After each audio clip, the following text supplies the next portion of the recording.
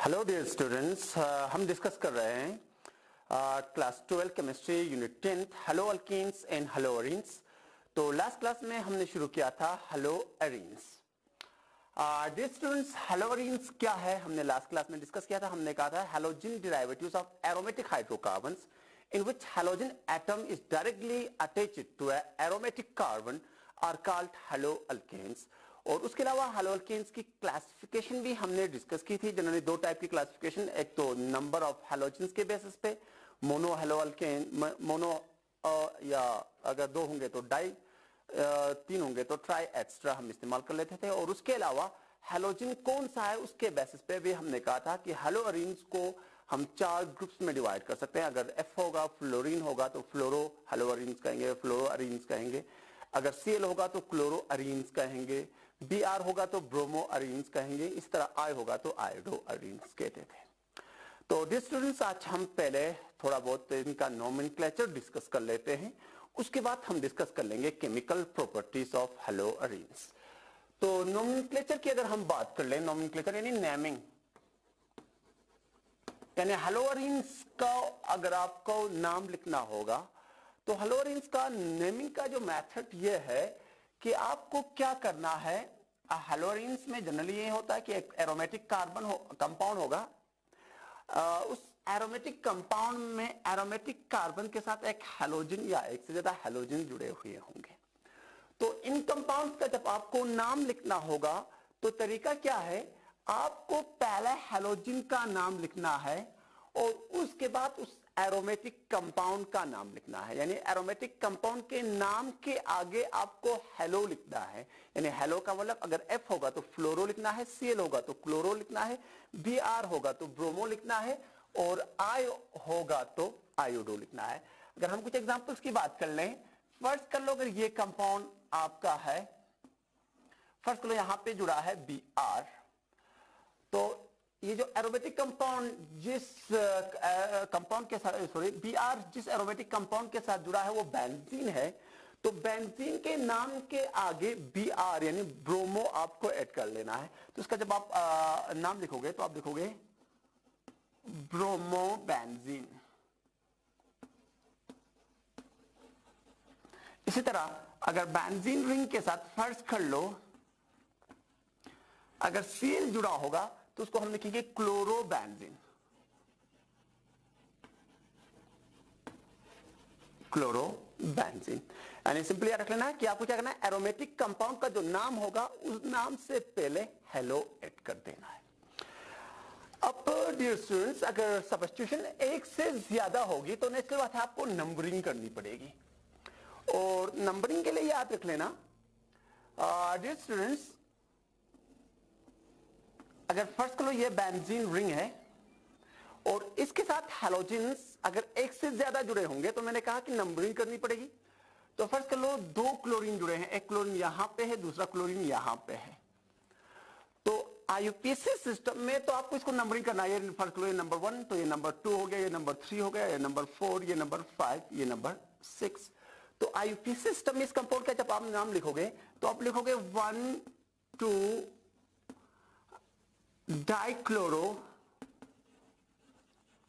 Dichlorobenzene. अब common system में हम जनरली नंबरिंग का इस्तेमाल नहीं करते हैं, बल्कि हम आर्थो, मेटा और पैरा टर्म्स का इस्तेमाल करते हैं। वो कैसे करना है याद रख लेना।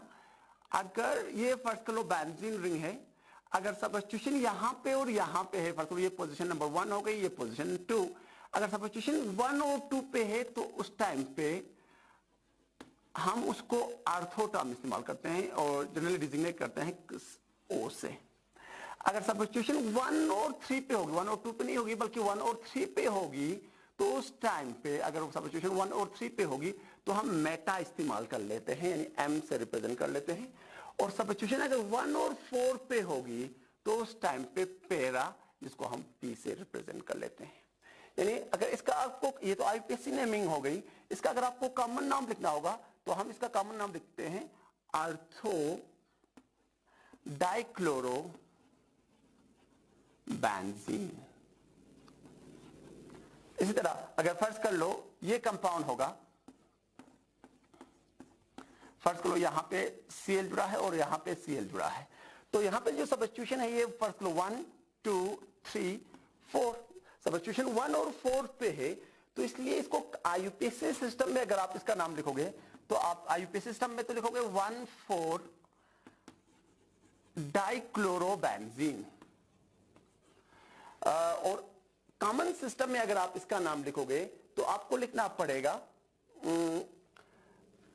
1,4 के लिए पैरा इस्तेमाल करना है, तो आप लिखोगे पैरा डाइक्लोरोबेंजीन। इसी तरह अगर सब्स्टिट्यूशन 1 और 3 पे होगी तो उस टाइम पे आपको मेटा इस्तेमाल करना है। तो this is all about the naming of haloarenes. अब डियर स्टूडेंट्स हम बात कर लेते हैं केमिकल प्रॉपर्टीज ऑफ हैलोअरीन्स की।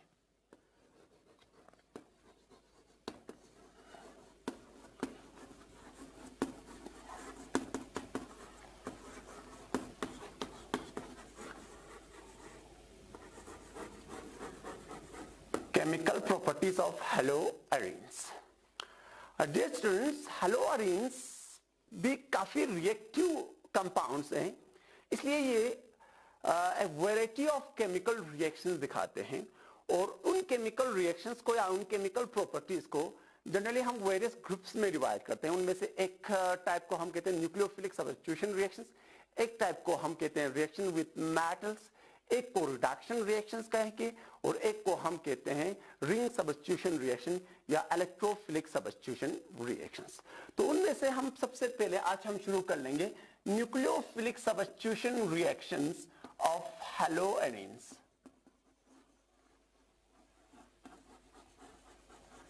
Nucleophilic substitution reactions of haloarenes. Dear students, अगर आप हैलोअरीन्स को देखोगे तो हैलोअरीन्स में क्या है, हैलोअल्केन की तरह क्या है, कार्बन के साथ हैलोजन जुड़ा है। हैलोअल्केन्स में भी यही होता था कि कार्बन के साथ एक हैलोजन जुड़ा होता था, तो यहां पे ये कार्बन है, कार्बन के साथ हैलोजन जुड़ा है।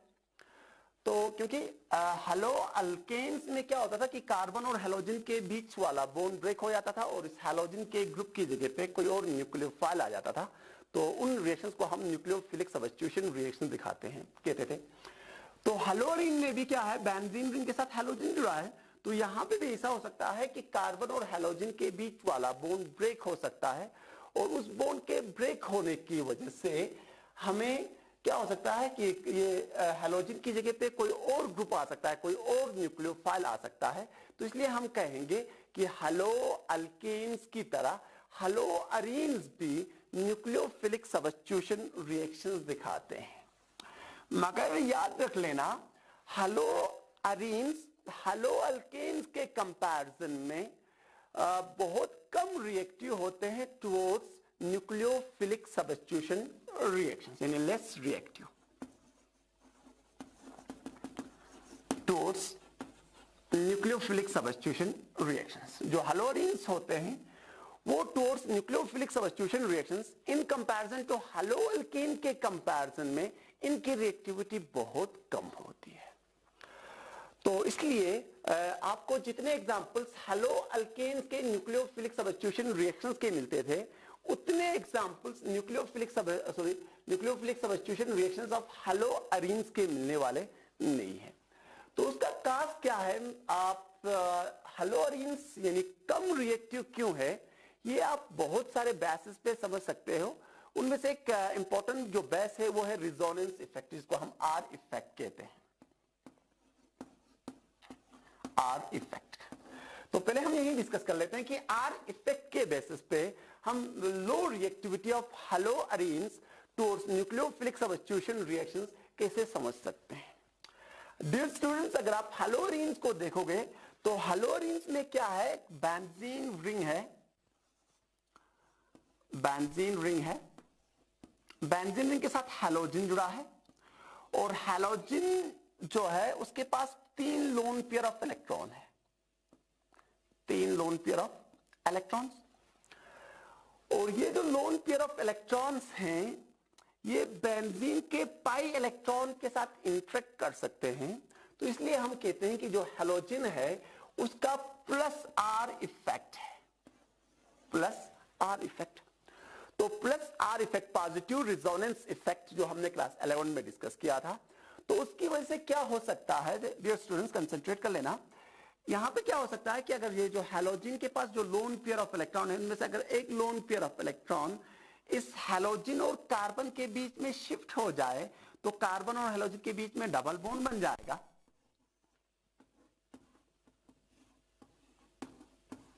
कार्बन और हैलोजन के बीच में डबल बॉन्ड। अब हैलोजन पे लोन पेयर ऑफ इलेक्ट्रॉन सिर्फ कितने रहे, 2 लोन पेयर ऑफ इलेक्ट्रॉन। एक पेयर ऑफ इलेक्ट्रॉन यहां पे कार्बन और हैलोजन के बीच में शेयर हुआ, तो नेक्स्ट बात है इस कार्बन का एक, इस हैलोजन का एक इलेक्ट्रॉन कम हुआ, तो इस वजह से इस हैलोजन पे पॉजिटिव चार्ज डेवलप हो जाएगा। अब जब ये इलेक्ट्रॉन यहां पे शिफ्ट हो जाएंगे, तो क्योंकि इस कार्बन ने पहले 4 बॉन्ड बनाए हुए हैं, तो ये इसका 5th बॉन्ड बन रहा है। तो आप सबको पता है कि कार्बन साइमल्टेनियसली 5 बॉन्ड नहीं बना सकता है, तो इसलिए क्या होता है, ये जो यहां पे जो पाई इलेक्ट्रॉन्स है वो शिफ्ट हो जाते हैं इस पोजीशन पे, इसके कंपैरिजन में आर्थो पोजीशन पे। तो यहां पे एक लोन पेयर ऑफ इलेक्ट्रॉन आ गया, तो एक इलेक्ट्रॉन एक्स्ट्रा, उस वजह से इस पे नेगेटिव चार्ज, यहां पे पाई बॉन्ड रहेगा, यहां पे भी क्या रहेगा, पाई बॉन्ड रहेगा। यहां पे कोई चार्ज डेवलप नहीं होगा इस पोजीशन पे, क्योंकि क्या हुआ है, यहां से एक इलेक्ट्रॉन बेशक हैलोजन ने यहां पे शिफ्ट किया है, मगर यहां से एक इलेक्ट्रॉन इस कार्बन पे शिफ्ट हुआ है, तो इसलिए इस कार्बन पे कोई चार्ज नहीं होगा। तो यहां पे पॉजिटिव चार्ज हैलोजन पे होगा और यहां पे क्या होगा, नेगेटिव चार्ज होगा। अब नेक्स्ट स्ट्रक्चर क्या बन सकता है, अब इसका रिवर्स भी पॉसिबल है। एक तो क्या हो सकता है, ये इलेक्ट्रॉन अगर यहां पे शिफ्ट हो जाएंगे, तो ये इलेक्ट्रॉन्स वापस हैलोजन पे शिफ्ट हो जाएंगे, तो ये स्ट्रक्चर वापस बन जाएगा।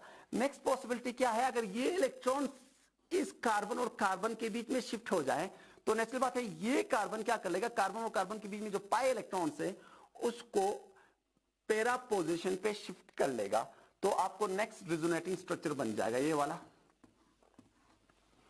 यहां पे lone pair of electron, negative charge, यहां पे डबल बॉन्ड, यहां पे भी अब डबल बॉन्ड बन गया, और उसके अलावा यहां पे पहले से ही डबल बॉन्ड है हैलोजन के साथ, और हैलोजन पे 2 लोन पेयर ऑफ इलेक्ट्रॉन है और एक यूनिट पॉजिटिव चार्ज है। नेक्स्ट क्या हो सकता है, ये कार्बन अपने इस नेगेटिव चार्ज को कम करने के लिए क्या कर सकता है, ये इलेक्ट्रॉन यहां पे शिफ्ट कर लेगा इस कार्बन पे,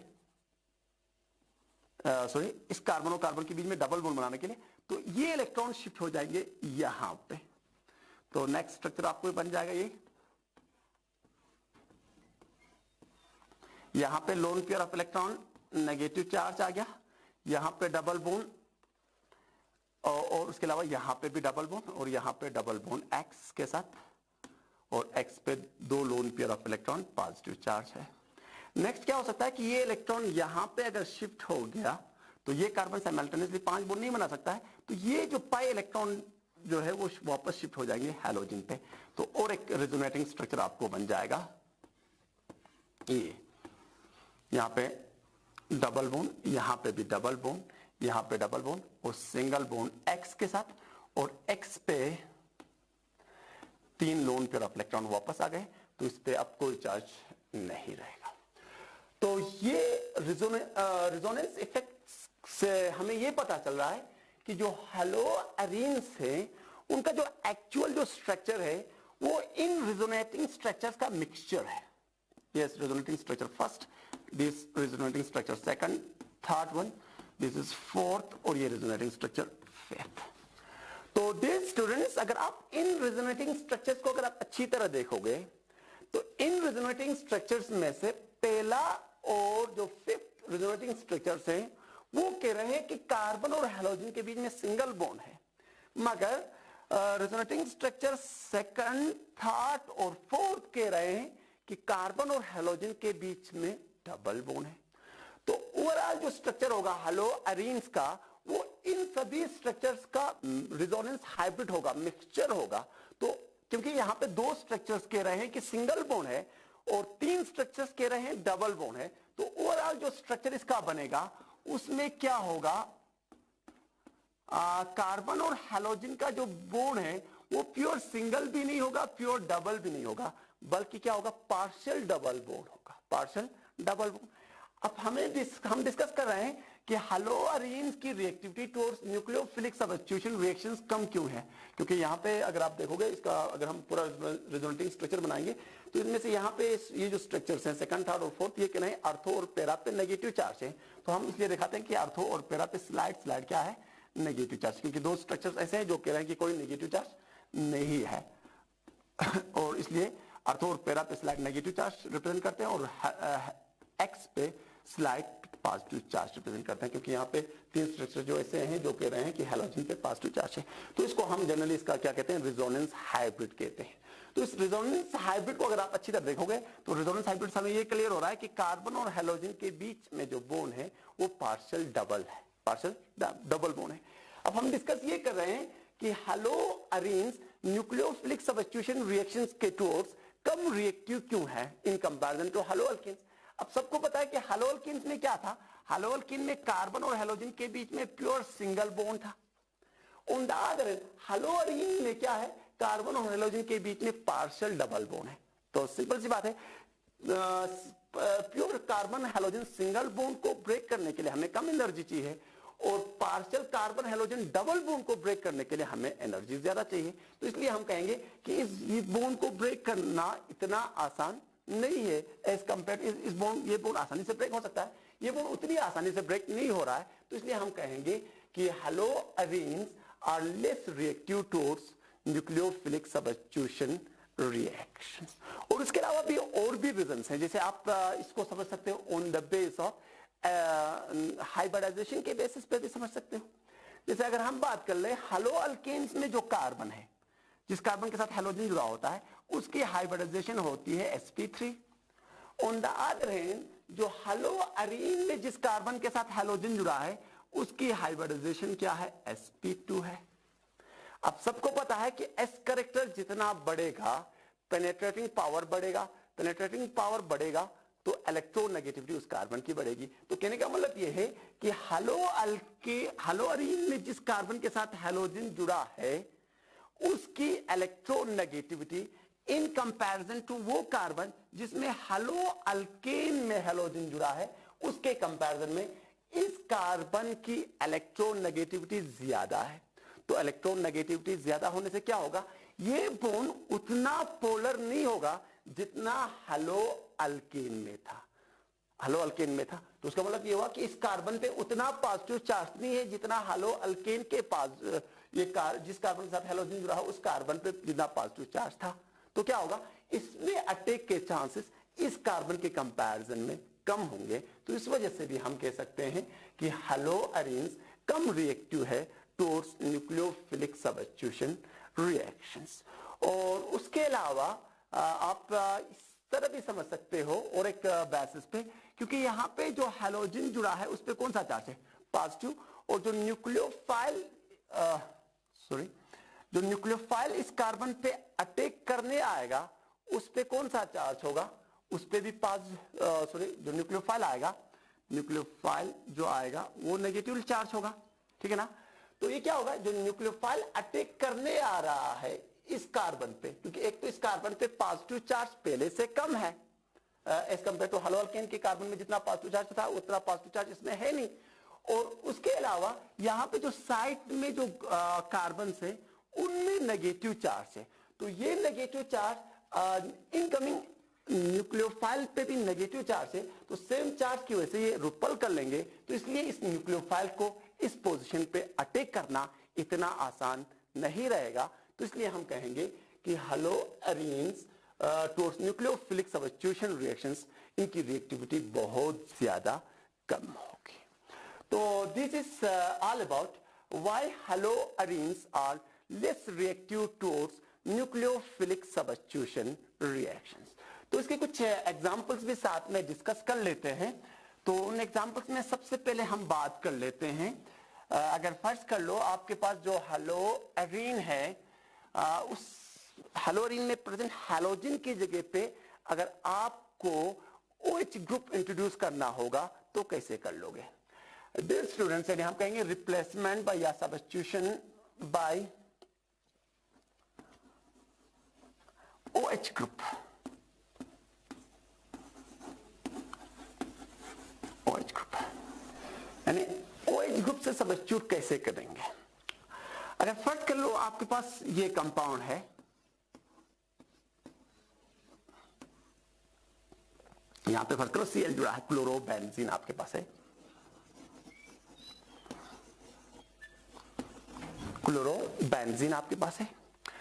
इस क्लोरोबेंजीन का क्या करना है, हमें Cl निकालना है और Cl की जगह पे अगर आपको OH ग्रुप इंट्रोड्यूस करना है तो जनरली तरीका यह है कि आपको क्या करना है, इसको रिएक्ट करना पड़ेगा सोडियम हाइड्रोक्साइड के साथ, सोडियम हाइड्रोक्साइड के साथ।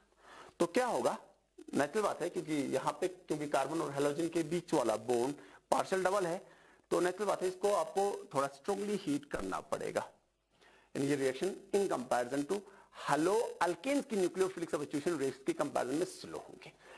तो अगर आप सोडियम क्लोराइड के साथ हीट कर लोगे तो क्या होगा, जनरली आपको यहाँ पे न्यूक्लियोफिलिक सब्स्टिट्यूशन रिएक्शन हो जाएगी, मगर उसकी वजह से पहले जो प्रोडक्ट आपको बनता है वो एक साल बनता है, ये वाला साल बन जाता है O नेगेटिव Na पॉजिटिव, जिसको हम कहते हैं सोडियम फिनॉक्साइड, सोडियम फिनॉक्साइड। और क्योंकि हमें तो सब्स्टिट्यूशन करनी थी OH के साथ, पर हमें यहां पे बन गया सोडियम फिनॉक्साइड। तो इस सोडियम फिनॉक्साइड जो बन गया है इसकी हम एसिडिक हाइड्रोलिसिस कर लेते हैं जनरली, जैसे फर्स्ट लो HCl के साथ, एक्वस HCl के साथ ट्रीट कर लें तो क्या होगा, यहां पे जो Cl है वो Na के साथ कंबाइन होके NaCl बन रहा है, NaCl बन जाएगा, और यहां पे जो H है वो इस ऑक्सीजन के साथ जुड़ जाएगा तो आपको बन जाएगा फिनोल, फिनोल, फिनोल बन जाएगा।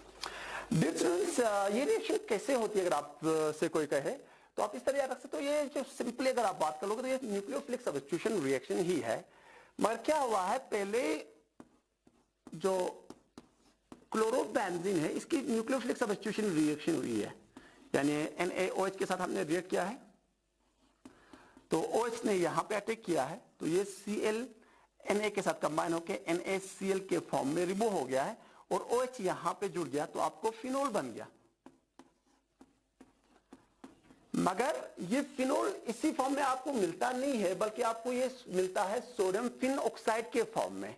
ऐसा क्यों है, आप इस तरह समझ सकते हो, ये जो फिनोल है इसका एसिडिक नेचर होता है, एसिडिक, और ये एसिड बन गया NaOH की सॉल्यूशन में जो एक बेस है, यानी एसिड बन गया बेसिक सॉल्यूशन में, तो न्यूट्रलाइजेशन रिएक्शन होगी।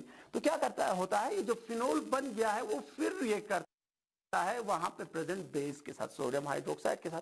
तो कैसे रिएक्ट कर लेगा, ये जो H है इस OH के साथ कंबाइन होके H2O के फॉर्म में निकल जाता है और आपको बन जाता है sodium phenoxide, negative Na positive.